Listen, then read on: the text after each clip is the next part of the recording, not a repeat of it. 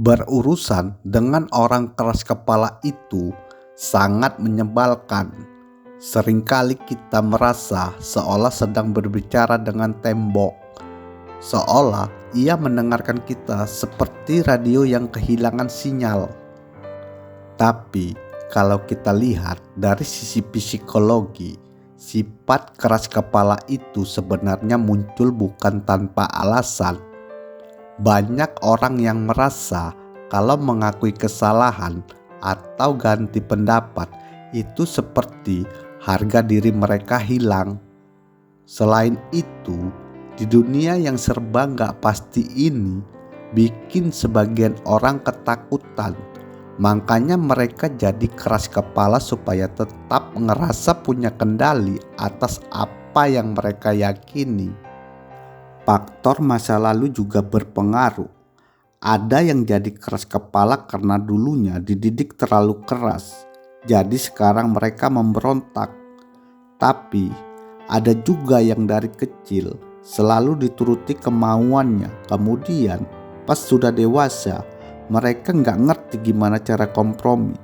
Bahkan ada orang yang secara biologis memang susah buat ngelihat sudut pandang orang lain atau tidak ngerti. Jadi bukan karena mereka jahat, tapi otaknya memang gak bisa memproses apa yang kita sampaikan. Tapi di sini kita harus bisa bedain antara keras kepala sama integritas.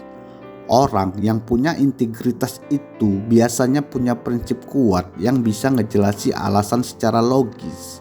Di sini untuk melihat bagaimana jadinya kalau sifat keras kepala ini menyatu dengan kekuasaan absolut.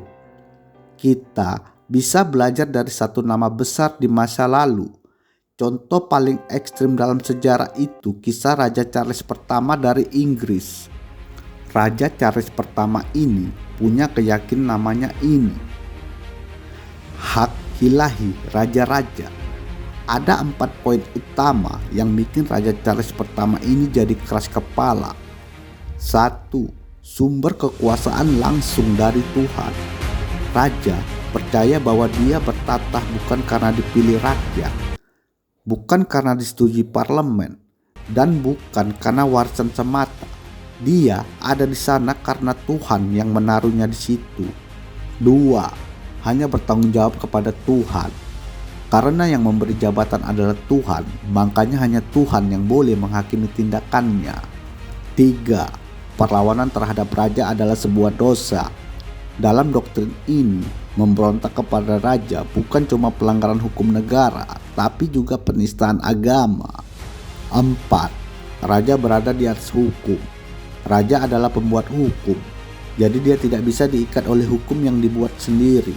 Konsep ini mendukung monarki absolut, di mana kata-kata raja adalah undang-undang tertinggi.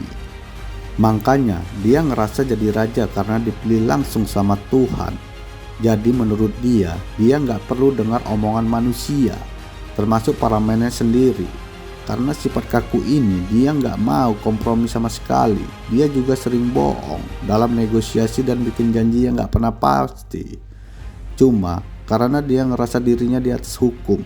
Namun dari keyakinan yang dianggap benar, terjadi sebuah peristiwa perang saudara yang hebat di Inggris gara-gara dia nggak mau ngalah soal pajak dan urusan agama.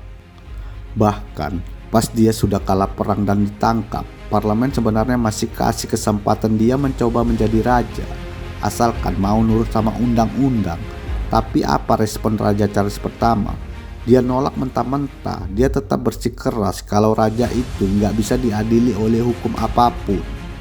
Akhirnya tanggal 30 Januari 1649 Raja Charles pertama dihukum pancung di depan publik. Coba bayangkan, sampai detik terakhir sebelum dieksekusi dia masih sempat-sempatnya pidato kalau rakyat itu nggak punya hak dalam pemerintahan. Dari pembahasan ini kita belajar sifat keras kepala kalau dipelihara secara berlebihan, ujung-ujungnya bukan cuma ngerugi orang lain, tapi bisa menghancurkan diri kita sendiri. Nah, kalau kita tarik ke fenomena yang ramai sekarang, pola keras kepala ini mirip sekali dengan perdebatan isu ijazah mantan Presiden Joko Widodo. Jika suatu saat terbukti secara absolut bahwa ijazah mantan Presiden Jokowi tersebut asli atau sebaliknya, apakah pihak-pihak selama ini keras kepala akan bisa menerimanya? Ataukah mereka tetap bertahan seperti Raja Charles pertama yang lebih memilih tumbang daripada mengakui bahwa perspektif mereka keliru? Seperti biasa, terima kasih.